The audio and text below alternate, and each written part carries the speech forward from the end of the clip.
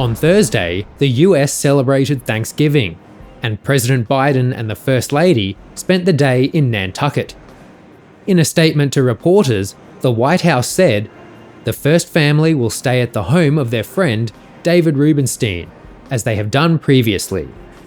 Air Force One, operated by a Boeing C-32A, formerly a Boeing 757-200 operated by TWA and American Airlines, flew from Washington to Nantucket Island on Tuesday evening. The aircraft then jumped Nantucket Sound to be parked at POTUS Air National Guard Base on Cape Cod. On Wednesday, a United States Air Force Boeing KC-135T Stratotanker, based out of Pittsburgh's 171st Air Refueling Wing, was sighted flying circles around Nantucket Island, supporting numerous fighter jets which weren't sighted by ADS-B receivers. A NOTAM was issued on Sunday advising of temporary flight restrictions for VIP movement.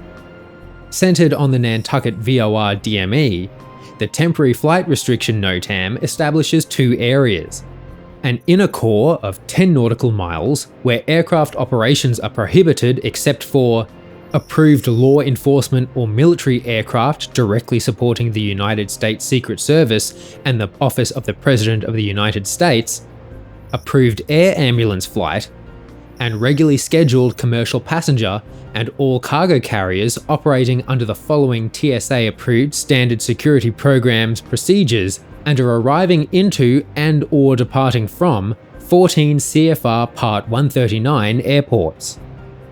The outer ring, a 30 nautical mile radius ring, is limited to aircraft arriving or departing local airfields, with ATC authorizing transit operations, workload permitting.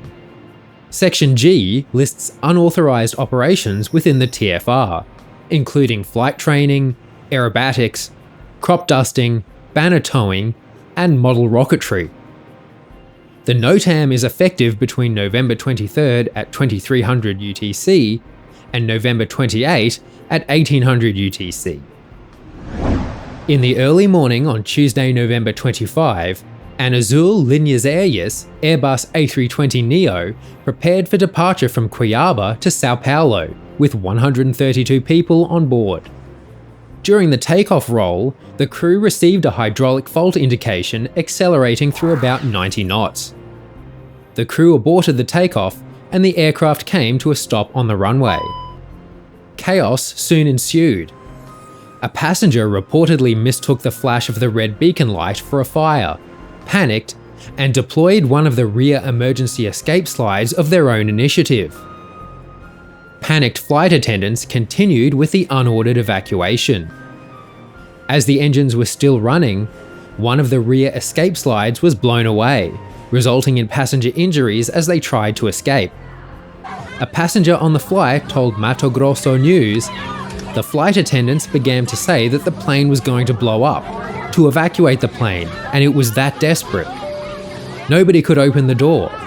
I don't know how many people had already gotten out in front of me, but I managed to get out, thank God, without any injuries.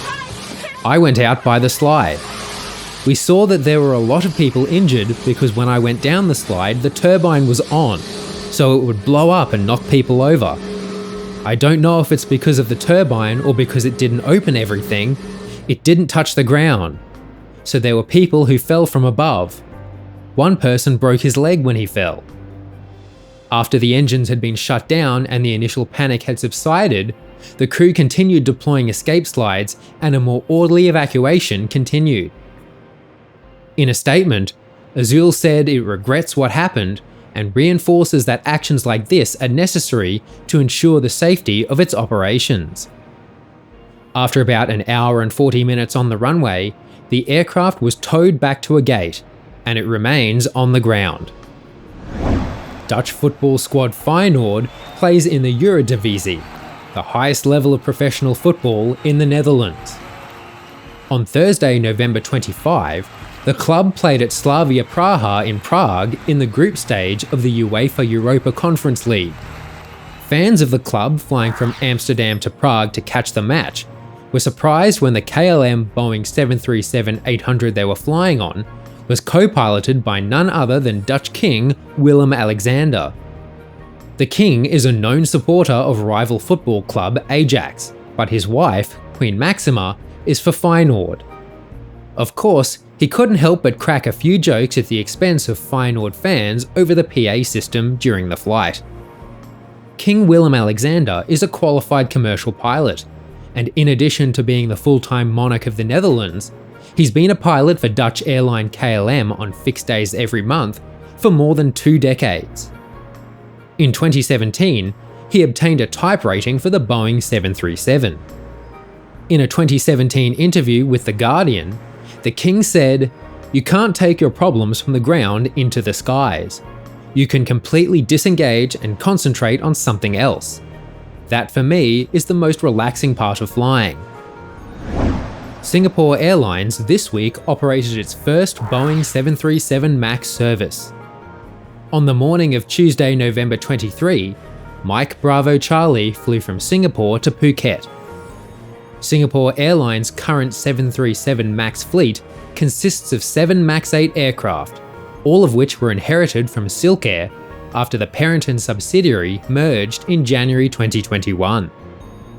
All are configured with 10 business class and 144 economy class seats, one less row of economy compared to the airline's 737-800 fleet.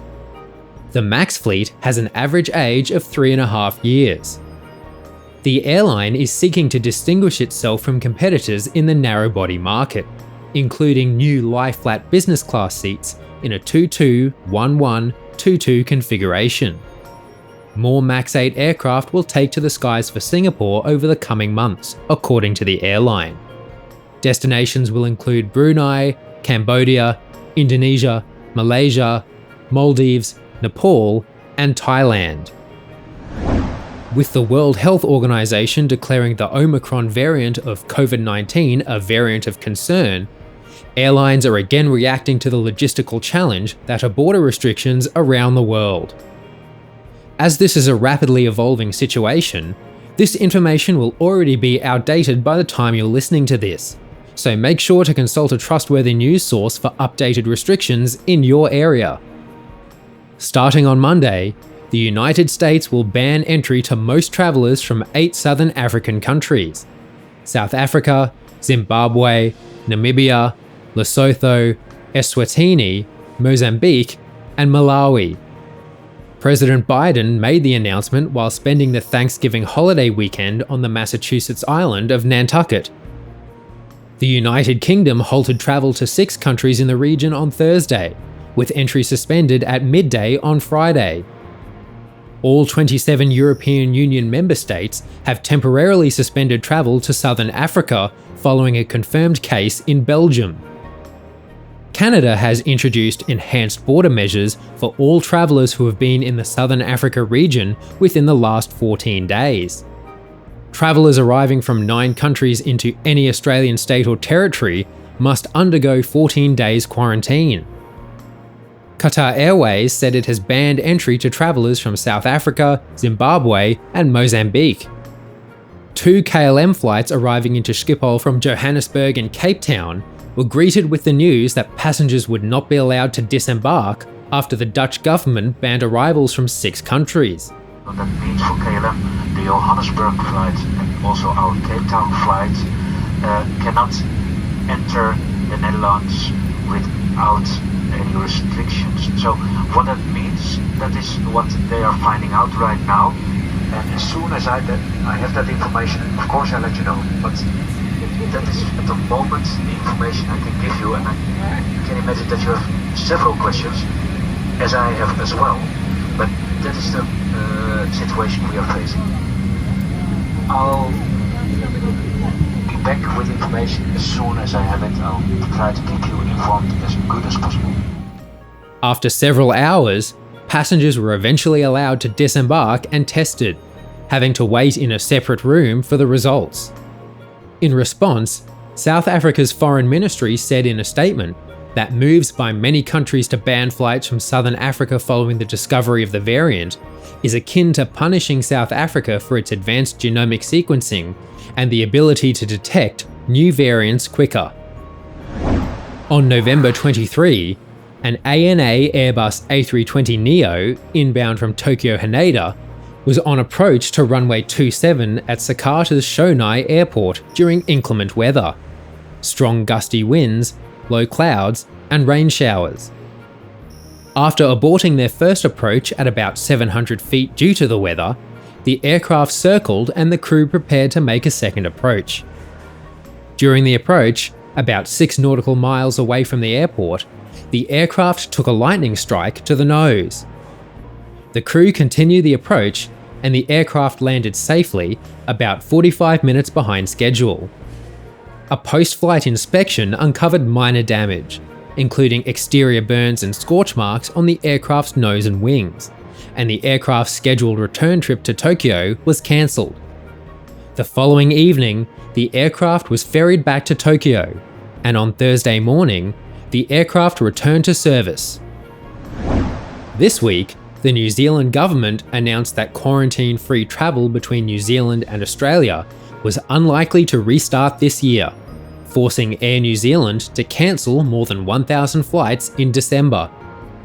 Air New Zealand executive Leanne Geraghty blamed the Kiwi government for dragging the chain on reopening the border. This will be particularly tough news for families and friends who are hoping to catch up over Christmas, Ms. Geraghty said.